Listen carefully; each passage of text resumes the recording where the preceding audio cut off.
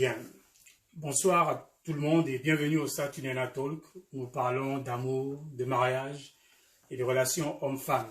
Je suis Benito, pour ceux qui ne me connaissent pas, je suis Benito d'Anablepo.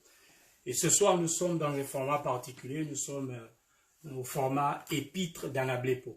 Épître d'Anablepo et c'est la première épître d'Anablepo adressée aux célibataires. Le format est simple. Je vais donc vous lire cette épître, cette lettre, et adressée aux célibataires, et je vais de temps en temps m'arrêter sur quelques propos, m'arrêter sur quelques points et les commenter pour une bonne compréhension de son contenu. Donc installez-vous et nous allons donc commencer. Épître d'Anablepo aux célibataires. Épître d'Anablepo aux célibataires. Même si la lettre est adressée aux célibataires, il est évident que les couples et ceux qui ne sont plus célibataires ont de quoi être édifiés, ont de quoi être équipés. Alors je commence la lecture, je lis la lettre, l'épître, au nom de Jésus. Monsieur Anablepo, auteur, coach et spécialiste du mariage et de la relation homme-femme, à tous les célibataires de France, de Belgique, du Gabon, du Cameroun, de Côte d'Ivoire, des deux Congos, et à tous les autres célibataires dans les villes et villages des autres nations qui nous suivent, Shalom. J'ai vivement désiré vous écrire au sujet de votre célibat et de la volonté de Dieu à votre égard. Beaucoup de choses sont dites, beaucoup de choses sont écrites au sujet du mariage, et il m'a semblé bon, après des recherches bibliques, de vous expliquer, chers célibataires, pourquoi, comment et dans quelles conditions entrer dans un mariage à la fois heureux et qui plaît à Dieu. J'ai déjà envie de dire Amen. Je poursuis la lecture. Si certains vous recommandent de ne pas vous marier, qu'ils vous en donnent les raisons et que ces raisons soient bibliques et non pas charnelles, incrédules ou diaboliques. Sinon qu'ils se taisent. Ceux qui sont mariés et qui vous découragent de le faire parce qu'ils vivent des crises ou ont connu une tragédie dans leur couple, le font par égoïsme et peut-être même par manque d'amour. Ceux qui ne se sont jamais mariés et qui vous découragent de le faire eux aussi, le font par ignorance et peut-être même par manque d'amour eux aussi. Chers célibataires, vous n'êtes pas sans savoir que Dieu a des promesses de mariage et de bénédiction nuptiale pour tous. Je dis bien pour tous. Trouvez ces promesses dans les Écritures et appropriez-vous-les. Avez-vous reçu une prophétie personnelle au sujet de votre mariage? Combattez l'incrédulité et les murmures du diable avec cette parole. Avez-vous une conviction personnelle sur votre mariage à venir? Alors c'est dans la tranquillité et le repos que viendra votre mariage. C'est dans le calme et la confiance que se trouve votre bénédiction nuptiale. Un jour, vous ferez taire les moqueurs, les incrédules et ceux qui n'aiment pas le mariage. Je veux m'arrêter déjà pour faire un premier commentaire sur ce qui a été dit. Et je voudrais dire la chose suivante. Aucun célibat ne doit être justifié sur la base d'expériences humaines, mais sur des arguments bibliques et actuels. Je dis, aucun célibat ne doit être imposé ni par le diable, ni par les hommes, ni même par les circonstances que vous avez traversées ou que d'autres ont traversées.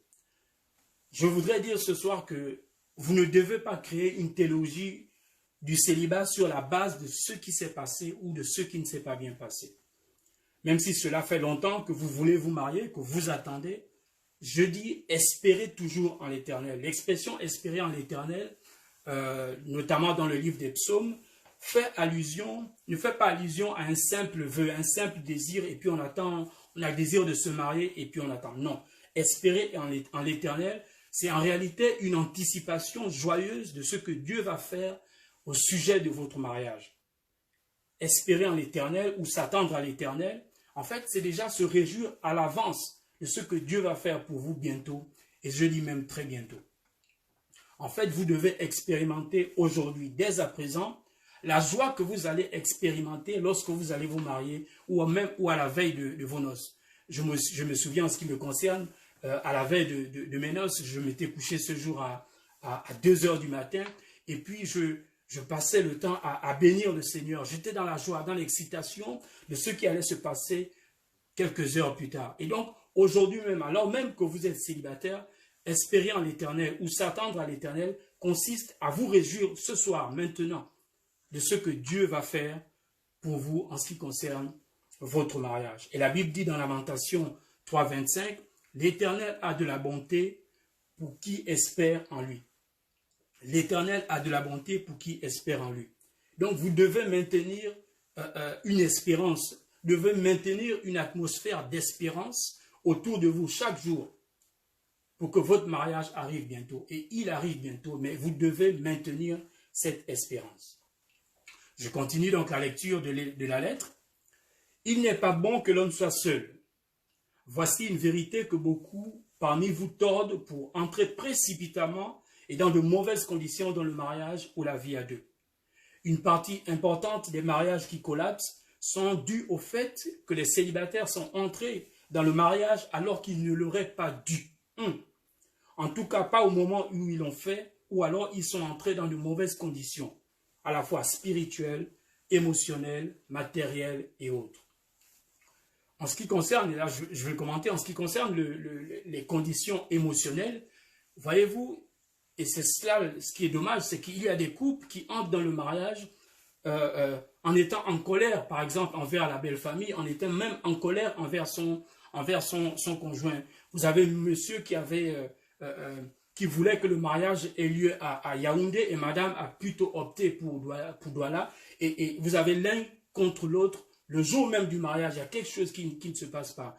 Vous avez madame qui aurait voulu célébrer son mariage au 1er arrondissement de la mairie de Libreville, mais monsieur va dire non, ça va se passer à la mairie du 4e. Et le jour du mariage, il y a comme une électricité. Ce n'est pas une bonne condition pour entrer dans le mariage. Je poursuis la lecture. Il ne suffit pas en effet de répéter comme un mantra cette parole, il n'est pas bon que l'homme soit seul, il n'est pas bon que l'homme soit seul, il n'est pas bon que l'homme soit seul, pour être certain de la voir s'accomplir dans votre propre vie. Tout d'abord, cette parole, il n'est pas bon que l'homme soit seul, il faut la comprendre, l'accepter, y croire et la mettre en pratique. Avant de vous marier, chers célibataires, je voudrais vous dire la chose suivante et je voudrais l'emprunter de Miles Monroe, qui dit que avant de vous marier, vous devez comprendre le but et la puissance de l'amour et du mariage. Avant de vous marier, mesdemoiselles, vous devez comprendre le but, le pouvoir et l'identité de l'homme qui sera à votre côté. Messieurs, vous aussi, avant de vous marier, vous devez comprendre le but, la puissance, le pouvoir, l'influence et l'identité de la femme qui sera à votre côté. Sinon, vous allez être frustré dans le mariage et vous allez frustrer votre conjoint. Vous devez le comprendre. Vous devez comprendre que Dieu a un but pour le mariage. Vous devez comprendre que le mariage a un but et qu'il y a une puissance dans le mariage. Vous devez le comprendre. Cela va vous permettre d'avoir des attentes à la fois justes, ciblées, louables, des attentes justes au sujet du mariage, au sujet de votre conjoint et à votre propre sujet. Faites cela. Vous devez comprendre ce qu'est le mariage. Oui. Vous devez comprendre ce qu'est le mariage. Je continue la lecture. Imitez ceux qui vous ont précédés dans le mariage. Imitez leur sagesse, imitez leur foi. Apprenez de leur parcours, de leurs erreurs. Apprenez de leur persévérance. Certains avant vous ont connu et traversé l'adversité, le refus d'un prétendant et même la moquerie de leurs proches. Édifiez-vous par leurs témoignages, les vrais témoignages, et non pas les témoignages conçus pour épater la galerie, l'opinion publique ou les réseaux sociaux. Vous savez, ça doit exister. Ça doit exister, mais je ne connais pas un couple marié qui ne soit pas passé par l'adversité, qui n'ait pas été face à l'opposition, l'opposition qui pouvait venir des proches, l'opposition de l'administration, l'opposition de la famille, de la belle famille. Et donc, vous devez comprendre qu'il y a toujours de l'adversité à un moment donné ou l'autre. Ça peut être pendant les fiançailles ou avant. Mais vous devez persévérer comme ceux qui vous ont précédés l'ont fait. Je poursuis la lecture. Ne restez pas oisifs, mais apprenez ce qu'il y a à connaître au sujet du mariage. Ne soyez pas orgueilleux, mais comprenez que vous en savez peu. Contrairement à ce que vous pensez, chers célibataires, vous en savez peu au sujet du mariage. Vous en savez peu. Y a-t-il une Naomi à vos côtés pour vous aider à rencontrer votre Boaz, comme ce fut le cas pour Ruth? Est-ce qu'il y a à vos côtés un Mardoché pour vous communiquer la sagesse pour rencontrer votre roi, comme ce fut le cas d'Esther? Je dis, est-ce qu'il y a un Jéthro à votre côté pour vous suggérer d'épouser votre Séphora, comme ce fut le cas de Moïse? Il doit y avoir des gens à vos côtés, autour de vous, qui vont vous communiquer une sagesse, qui vont vous connecter, qui vont vous aider, ou dont la vie, l'exemple peut vous édifier, vous bénir. Vous avez raison de participer à des séminaires pour célibataires, de lire les livres sur le mariage, comme celui-ci. Vous avez raison de recevoir le coaching ou le mentorat d'experts sur le mariage. Mais une fois mariés, chers célibataires, sachez que vous allez tout de même être surpris de rencontrer des situations nouvelles jamais abordées durant votre célibat. Alors, le plus important, c'est d'avoir un cœur malléable et enseignable face aux circonstances nouvelles pour lesquelles vous serez impréparés. Il y a des situations que vous allez rencontrer pour lesquelles vous serez impréparés. Peu importe les livres que vous avez lus de Benito et Viviane, peu importe les livres de T.D. Jakes, de Gary Chapman et autres. Quand vous allez vous marier, vous allez rencontrer des difficultés. Mais le plus important, c'est d'avoir un cœur malléable, un cœur enseignable. Le cœur, toujours le cœur. Voyez-vous, je pense, ils ne sont pas nombreux à penser comme moi, mais je dis que je pense que lorsque un couple, un mariage se dissout, je pense que la cause première n'est pas l'impréparation des époux. Je pense que la cause première, lorsqu'un couple finit par se dissoudre, lorsqu'un mariage finit par se dissoudre, je pense que la cause première, c'est la question du cœur. D'ailleurs, Jésus, c'est ce qu'il dit à ceux qui l'entourent, aux pharisiens qui lui posent la question du mariage et du divorce. Jésus met l'accent non pas sur l'impréparation des deux conjoints, mais sur l'état de leur cœur. C'est une question de cœur. Je poursuis la lecture. Ce que je constate et qui m'attriste, c'est que beaucoup parmi vous ont fait le choix de vous conformer à vos voisins, à vos amis et même au monde qui vous entoure. Je veux vous exhorter à ne pas suivre la foule, ensuite, en citant Martin Luther King, qui a dit « Votre fidélité la plus haute, c'est à Dieu que vous la devez. » Votre fidélité la plus haute, c'est à Dieu que vous la devez. Malheureusement, certains préfèrent être fidèles et soumis à leurs amis, aux réseaux sociaux, au hashtag. Hashtag, je vais me marier avec telle personne, telle star. Hashtag, je vais choisir d'être la troisième épouse de ce riche polygame. Non, ne vous conformez pas à ce monde. Les pressions familiales de l'Église et les réseaux sociaux ne doivent pas vous faire succomber à l'impudicité.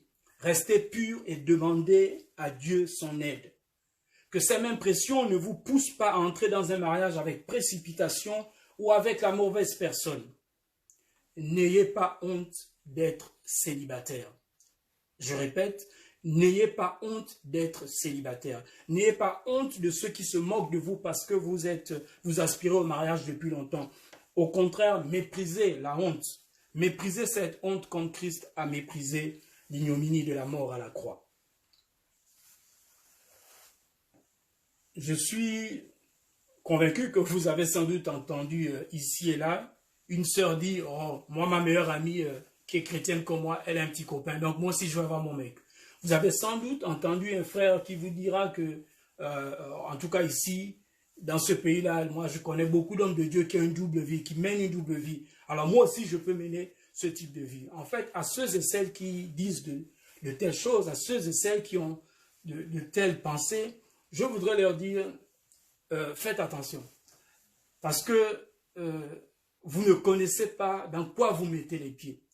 Certains choisissent une telle vie parce qu'ils comptent sur la grâce et la miséricorde de Dieu. Je voudrais vous faire remarquer, si c'est une remarque, que Jésus connaît la miséricorde et la grâce de Dieu mieux que quiconque, plus que quiconque. Pourtant, Jésus n'est pas tombé dans le péché en se disant, bon, il y a la grâce. Alors vous aussi, ne soyez pas insensés, ressaisissez-vous. Je poursuis la lecture. Chers célibataires, ne confondez surtout pas aimer quelqu'un et tomber amoureux de quelqu'un. Aimer, c'est une décision, tandis que tomber amoureux, c'est une émotion. Le vrai amour qui dure est celui que l'on choisit de donner, tandis que l'amour sentimental qui peut vaciller, qui peut s'arrêter et qui peut même se transformer en haine, c'est un amour émotionnel. Il s'agit juste de tomber amoureux. Dans le premier cas, c'est un amour du donner, l'amour agapé, et dans le deuxième cas, c'est un amour du recevoir. Il y a un agraphon, une parole de Jésus dans Acte 20, 35 qui dit, vous la connaissez sans doute, il y a plus de bonheur à donner qu'à recevoir. Je voudrais que vous m'écoutiez attentivement pour ce que je veux dire au sujet de ces deux amours et du mariage. On peut se marier uniquement avec l'amour agapé. Je répète. On peut se marier uniquement avec l'amour agapé. Un amour sans émotion. Oui. La preuve, beaucoup de mariages des générations précédentes, beaucoup de personnes sont entrées dans le mariage avec ce type d'amour agapé. Cet amour du donner, cet amour de l'engagement. Et petit à petit, les sentiments sont venus. Le problème des mariages d'aujourd'hui, de beaucoup de mariages d'aujourd'hui, c'est que beaucoup entrent dans le mariage uniquement avec l'amour sentimental. Non. Qui peut le plus, peut le moins. Le plus difficile, c'est l'amour agapé. Alors, lorsque vous êtes tous les deux, vous vous engagez tous les deux dans cet amour agapé, à un moment donné, les sentiments viendront. Les sentiments viendront. Tomber amoureux, c'est facile. Tout le monde peut tomber amoureux. Mais tout le monde ne sait pas ou ne peut pas aimer. L'idéal, bien sûr, et c'est ma recommandation, n'en doutez point, c'est que vous entrez dans le mariage avec l'amour inconditionnel et le sentiment amoureux. C'est cela ma recommandation. Avoir de l'amour et éprouver de l'amour. Je continue la lecture. Que celui qui veut se marier plus tard dans la vie ne juge pas celui qui veut se marier plus tôt. Et que celle qui veut se marier dans sa vingtaine ne méprise pas celle qui préfère se marier après la trentaine, la quarantaine ou la cinquantaine. Mais quoi qu'il en soit, sachez identifier le ou les responsables de votre célibat dans la liste suivante. 1. Le diable qui vous hait. 2. Le monde qui vous ment. 3. La belle famille qui est trop exigeante. 4. Vous ou votre futur conjoint qui n'êtes pas prêt ou réellement décidé. Et 5. Dieu qui vous aime, mais préfère son timing, préfère le temps favorable. Je veux juste commenter deux de ces points, les points 3 et 5, à savoir la belle famille et le timing de Dieu. Commençons donc par la raison 3, par le responsable 3. Parfois, c'est la belle famille qui est responsable de notre célibat. En fait, on est déjà engagé. J'ai plutôt envie de dire la future belle famille, mais c'est au niveau de la belle famille que ça bloque. Et je veux dire la chose suivante. Lorsque la Bible, lorsque Dieu parle du mariage, les personnes que Dieu implique directement, les personnes que Dieu implique et qui sont légitimes pour apporter un cachet final auprès des deux tourtereaux, ce sont leurs parents uniquement, les parents et donc les beaux-parents. Dieu n'implique pas la famille élargie lorsqu'il veut apposer son sceau pour le mariage de Mike et de Béatrice. Non. Bien sûr que le mariage doit être honoré de tous et par tous. Bien sûr que les avis, que les soutiens des uns et des autres sont recevables. Mais je dis que lorsque papa et maman, lorsque les parents et les beaux-parents sont d'accord, qu'aucun frère, qu'aucune sœur ne vienne faire obstacle au mariage de ce couple. Qu'aucun oncle maternel, qu'aucune cousine du côté paternel ne vienne faire obstacle à votre mariage lorsque les parents sont d'accord. Alors, que vous ayez des exigences hautes, mais en ce qui concerne le mariage de votre frère, de votre sœur, de votre cousine et autres, mettez ça de côté parce que ce n'est pas à vous que Dieu a donné la légitimité pour apporter le cachet sur le mariage de ce couple. c'est uniquement les parents ou alors les personnes qui jouent le rôle de parents en l'absence de ces derniers. Genèse 28, 29 dit que l'obstacle du mariage de Jacob n'était autre que Laban, son oncle maternel. Mais dans cette situation, l'oncle maternel était aussi le papa de la future mariée. Donc, honore ton père et ta mère, c'est le premier commandement avec une promesse, avec une bénédiction. Pourquoi? Parce que les parents, uniquement les parents, portent en eux la première bénédiction des enfants. C'est les parents. Si vous n'êtes pas parent, ne soyez pas un obstacle au mariage de tel frère, de telle sœur, de telle autre personne. Capici? Capici? Pour le point 5, en ce qui concerne Dieu, Dieu vous aime, mais il préfère que vous entrez dans le mariage selon son timing à lui. En effet, Dieu peut être le responsable de votre célibat aujourd'hui, oui. Il faut l'accepter simplement. Parce que ce n'est pas le moment favorable. Les raisons ne sont pas toujours en rapport avec vous. Les raisons ne sont pas toujours en rapport avec votre couple. Non, c'est la décision de Dieu. Parfois, Dieu, avec sa sagesse, regarde et se dit, ce n'est pas le bon moment. Les raisons sont exogènes, sont en dehors de votre couple. Mais Dieu dit, ce n'est pas le bon moment. Peut-être parce que vous êtes encore à un endroit que vous devez quitter. Peut-être parce que vous fréquentez telle personne dont vous devez vous séparer. Peut-être que vous êtes encore dans cette église locale que vous devez quitter, etc., etc. Je peux prendre un exemple, un exemple. Imaginez que vous êtes peut-être une mère célibataire et vous avez, disons, un ou une ado de 16 ans. Et puis cette adolescente est contre la relation que vous commencez avec cet homme. Elle compte pourquoi? Parce qu'elle a mal pris, elle n'a pas encore digéré la séparation avec votre ex et donc avec son père. Et donc, en tant que mère célibataire, vous êtes obligé d'attendre. Vous êtes obligé d'attendre parce que vous mariez maintenant, votre mariage pourrait être gâché par cet enfant à cause de la relation particulière que vous avez avec cet enfant. Et donc, Dieu s'est dit, bon, je vais attendre 2 ans. Dans 2 ans, il va mûrir, il va grandir, il aura son bac, il va aller à l'étranger faire ses études, etc. Et là, à ce moment-là, vous allez entrer dans le mariage. C'est juste un exemple pour vous faire comprendre que parfois, ça ne se situe pas à votre niveau. Mais c'est Dieu qui décide que vous attendiez encore un peu. Faites confiance au timing de Dieu. C'est toujours le meilleur timing.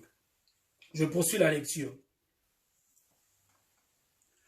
Je vous loue de ce que vous n'êtes pas une ou un gamophobe, quelqu'un qui a peur du mariage ou qui exclut le mariage de sa destinée. Car vous avez compris que Dieu veut non seulement votre mariage, mais que c'est pour maintenant. Toutefois, la plupart des célibats non désirés sont dus non pas aux agissements du diable, mais aux célibataires eux-mêmes. J'accuse les hommes célibataires, non pas tous, mais certains, de laxisme, de paresse, de perfectionnisme et de charnalité. J'accuse les femmes célibataires, non pas toutes, mais certaines, d'attentisme, de religiosité, d'orgueil et de charnalité. Il faut que je commente ça. Messieurs, vous ne pouvez pas vous dire « je prends mon temps tout le temps ». Année après année, on vous pose la question par amour et vous dites « je prends mon temps, j'ai tout mon temps ». Mais la Bible dit, et vous le savez, qu'il y a un temps pour toutes choses. Et le temps du mariage est venu pour vous, messieurs. Oui. Vous ne pouvez pas paresser en vous disant, bon, Adam de toute façon était couché, il était tranquille, et le mariage est venu à lui. Non. Le sommeil d'Adam était un sommeil stratégique, ce n'était pas un sommeil de paresseux.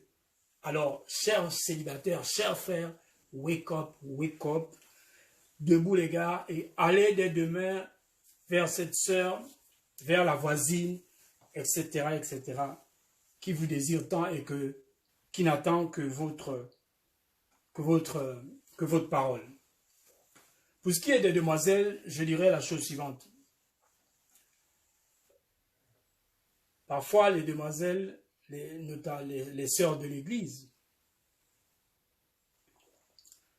parfois j'ai envie de me mettre en colère contre certaines sœurs de l'église. Et je vais vous dire pourquoi. Mesdemoiselles, Vous allez au boulot en semaine, vous allez à l'église en week-end et le dimanche après-midi, vous allez rendre à vos parents. Et vous ne faites que ça. Jour après jour, semaine après semaine, mois après mois, année après année. Comment allez-vous rencontrer monsieur? Comment allez-vous être vu? Comment? Pas d'amis réels, pas d'amis virtuels.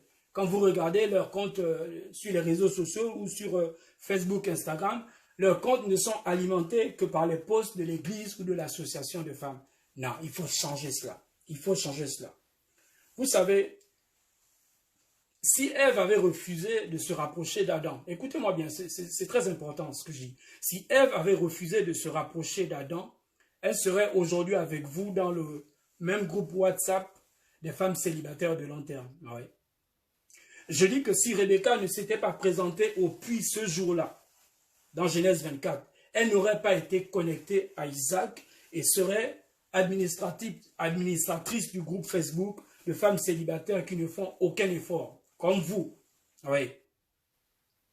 Si Sephora n'était pas sortie avec ses sœurs, elle serait dans le groupe Telegram des femmes célibataires du désert, comme vous. Alors, s'il vous plaît, ne soyez plus dans l'attentisme, mesdemoiselles. Changez de stratégie, changez de façon de faire. Je reprends ma lecture. Aux pasteurs, aux responsables d'église et aux parents de célibataires, à vous qui aimez vos enfants et vos fidèles plus que tout, et qui voulez qu'ils se marient maintenant, je vous suggère les choses pratiques suivantes.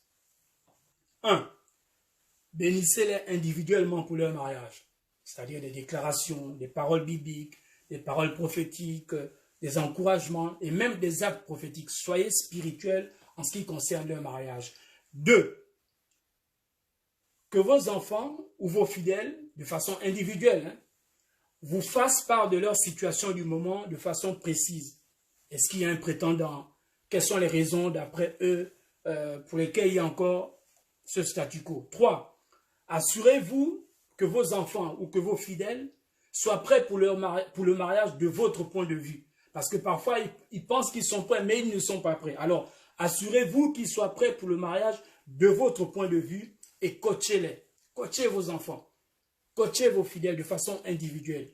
Et si vous ne pouvez pas le faire, si vous ne savez pas le faire, dirigez-les vers quelqu'un qui saura le faire, qui saura les coacher mieux que vous, ou parce que vos enfants auront cette liberté de s'exprimer devant cette personne, devant ce coach. Donc, payez-leur 2 ou 3 séances de coaching.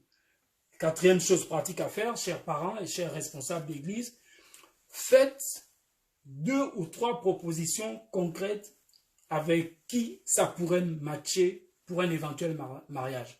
Ça ne veut pas dire qu'ils vont accepter, mais vous, en tant que parent ou en tant que pasteur, vous avez une perspective des choses, une perspective de son entourage, vous pouvez lui faire des propositions. C'est à lui de refuser. Je préfère cela que ce soit les voyous et les charlatans des réseaux sociaux qui vous proposent à vos enfants, à vos fils et à vos filles, des prétendants. Non, je préfère que ça soit vous-même. Je préfère que ça soit vous-même. Alors, 4e, on était à la 4e. 5e chose, faites avec foi et amour une offrande à Dieu pour vos enfants. Je ne dis pas que de demander à vos enfants d'aller faire une offrande. Non, vous-même, faites une offrande à Dieu pour le mariage de vos enfants. Faites cette semence. C'est une offrande et c'est aussi une semence pour votre enfant, pour votre fidèle que vous aimez tant et que vous voulez voir marié. Je ne suis pas en train de dire aux parents d'une demoiselle de faire cette semence en pensant « Ah oui, je vais moissonner la dot ». Non, non, non, non, non.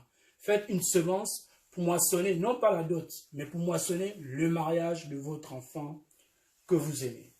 Je poursuis la lecture.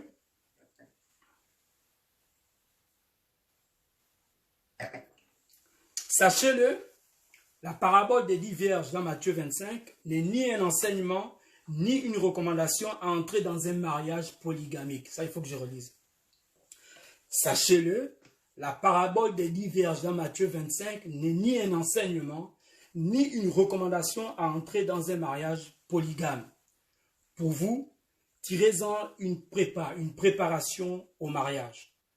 À moins que Dieu ne vous le révèle, il y a une chose au-dessus de votre pensée et que vous ne pouvez pas comprendre à l'avance, c'est celle du chemin d'un prétendant vers une prétendante. Si Dieu ne vous l'a pas révélé, si Dieu ne vous a pas révélé ce chemin, cet endroit, soyez ouverts et sachez que vous pouvez rencontrer votre futur conjoint dans n'importe quel endroit sur la surface de la terre. Alors soyez ouverts et sages, bien sûr. Et si Dieu vous l'a révélé, si Dieu vous a montré où ça va se passer, où la personne se trouve, n'allez pas à Toulouse alors que votre homme se trouve à Montpellier. N'allez pas à Abidjan alors que votre future femme se trouve à Yamoussoukro. Ou ne passez pas tous les dimanches après-midi à l'église alors que vous devez vous rendre au cours de danse moderne situé au centre-ville. Pourquoi? Parce que c'est dans ce cours de danse que vous allez rencontrer votre futur conjoint. Messieurs, votre problème n'est pas de trouver une épouse selon Dieu, car vous en connaissez plus d'une qui n'attend qu'une chose, que vous la preniez pour épouse. Votre problème, messieurs, c'est que vous n'arrivez pas à quitter votre père et votre mère. Vous ne parvenez pas à quitter leurs avis, leurs opinions ou leur modèle de mariage. Pourtant, longtemps avant cette espèce de complexe de Dieu du second degré, Dieu avait dit et répété, l'homme quittera son père et sa mère. L'homme quittera son père et sa mère. Cette parole, c'est Dieu qui la prononce, Dieu le Père qui la prononce la première fois dans Genèse, et Jésus la répète, la reprend dans Matthieu 19. Laissez-moi vous poser la question suivante. Pourquoi, d'après vous, Jésus, le Fils, a quitté le Père dans les cieux?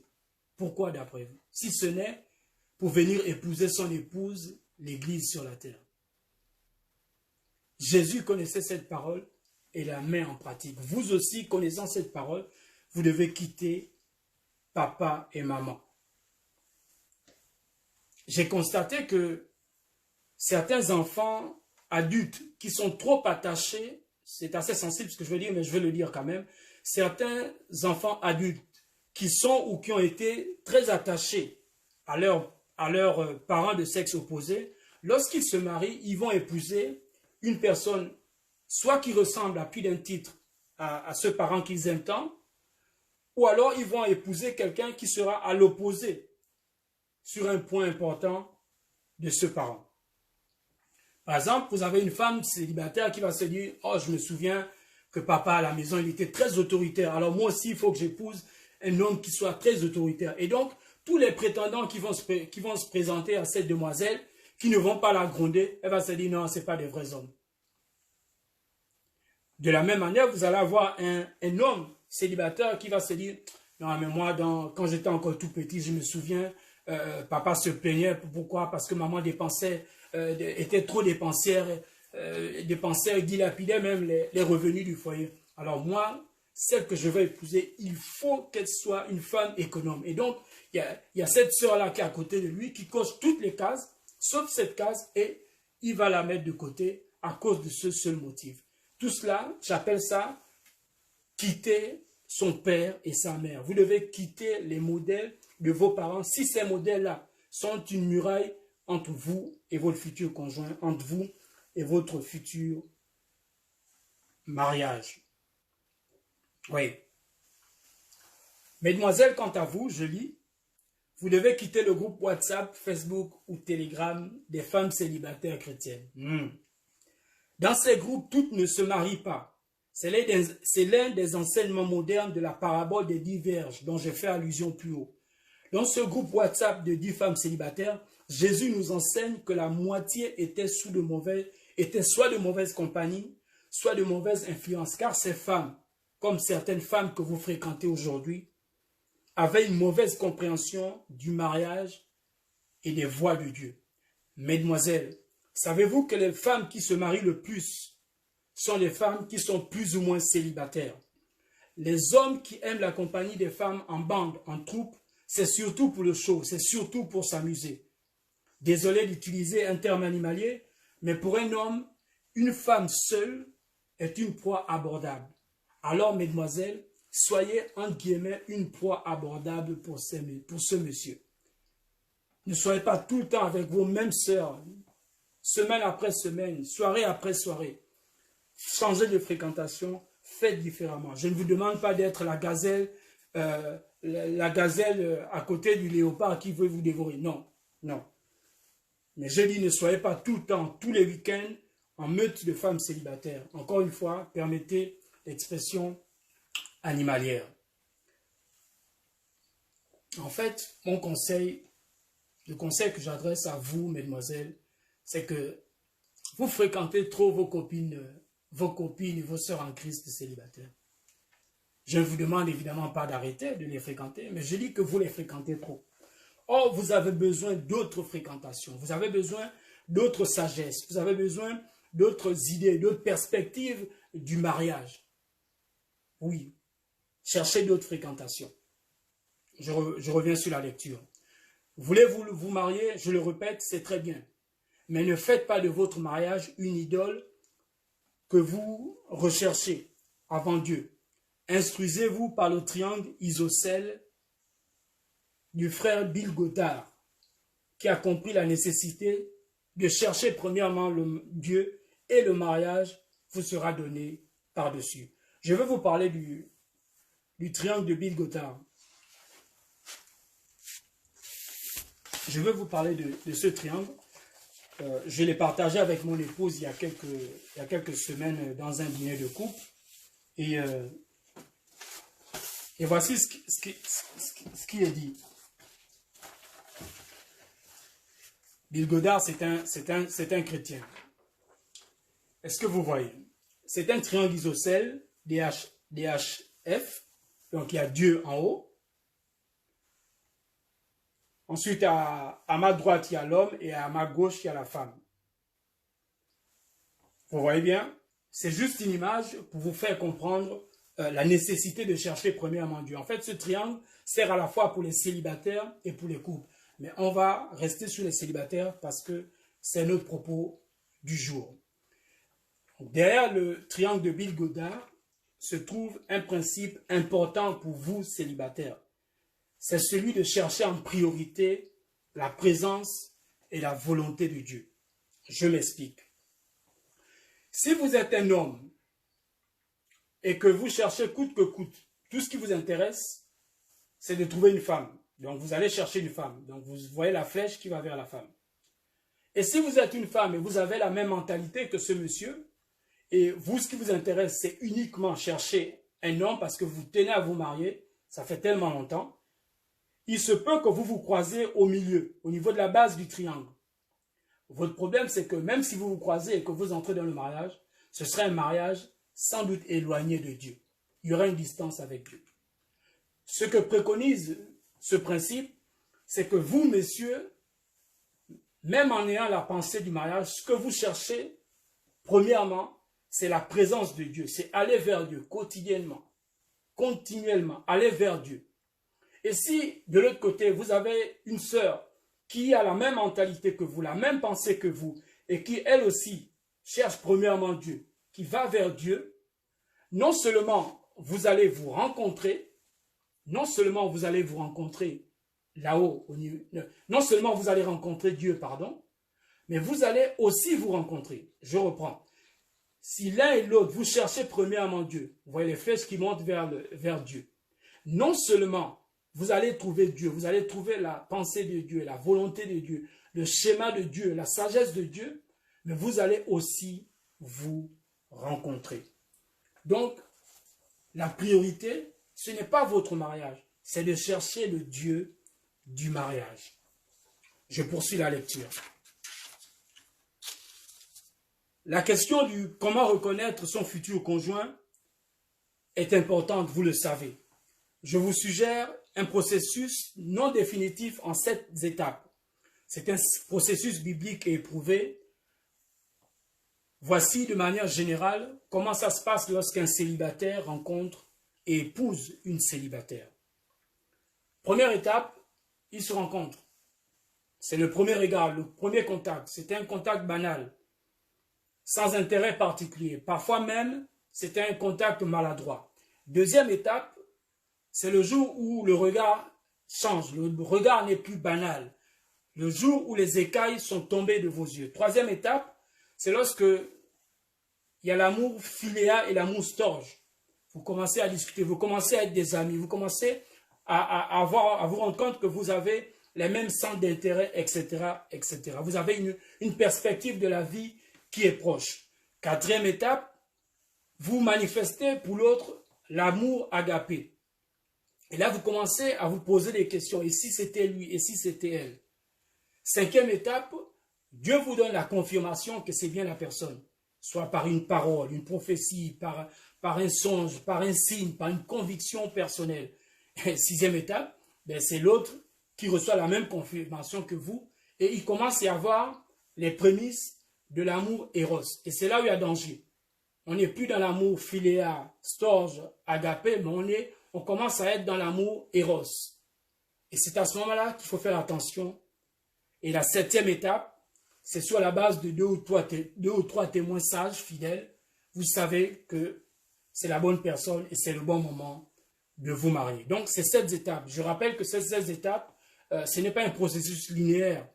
Il y a des étapes qui parfois se chevauchent, qui permutent, mais vous devez prendre note de ces 7 étapes. Par exemple, Adam et Ève n'ont pas eu d'étape 1 du regard banal. Ils sont passés directement aux étapes 2, aux étapes 4. David, quant à lui, est passé directement à un mélange, à un mix des étapes 2 et des étapes 6. Malheureusement, cela l'a conduit au péché. Bref, ces 7 étapes-là, c'est souvent de cette manière que les choses se passent. Dans le livre Pépites sur le mariage 2, se trouve une réflexion, c'est la réflexion 2, qui parle en détail de 4 procédés pour reconnaître son futur conjoint. Prenez connaissance et pratiquez ces choses. Elles ont fait leur preuve. Je voudrais lire, en parlant d'amour, je veux lire la page 44. À la page 44, au sujet de l'amour. Je voudrais lire la chose suivante pour que vous compreniez bien, pour ceux qui ne savent pas les différents amours selon la langue grecque. Le langage grec utilise 4 mots pour parler d'amour. 1. Agapé. L'amour agapé, c'est celui qui est inconditionnel, désintéressé et divin. 2. L'amour philia, c'est celui qui est amical et bienveillant. 3. C'est l'amour storge, c'est l'amour d'appartenance, d'affinité, familial et affectif. 4. C'est l'amour éros, c'est-à-dire l'amour sensuel, érotique et sexuel. Avant d'aimer cet homme ou cette femme de manière éros, dans le mariage, faites-le des 3 autres manières, c'est-à-dire agapé, philia et storge. Je poursuis ma lecture, on tire vers la fin. En ce qui concerne votre sanctification, je veux vous rappeler que c'est ce que Dieu veut pour vous. Pour y parvenir, vous avez le choix entre l'amour et la crainte de Dieu d'un côté et l'amour et la crainte des hommes de l'autre côté. Vous aurez à choisir entre votre destinée à préserver et la destinée que le diable veut écourter en vous détournant des voies du Christ pour vous conduire vers ces voies de perdition. Comme aurait dit le patriarche Nicolas Duncan-Williams, la plupart des gens n'aiment pas le processus pour devenir quelqu'un ou pour obtenir quelque chose de significatif. S'il vous plaît, entrez dans le processus, acceptez le processus, c'est le meilleur moyen. Je reviens sur la lecture.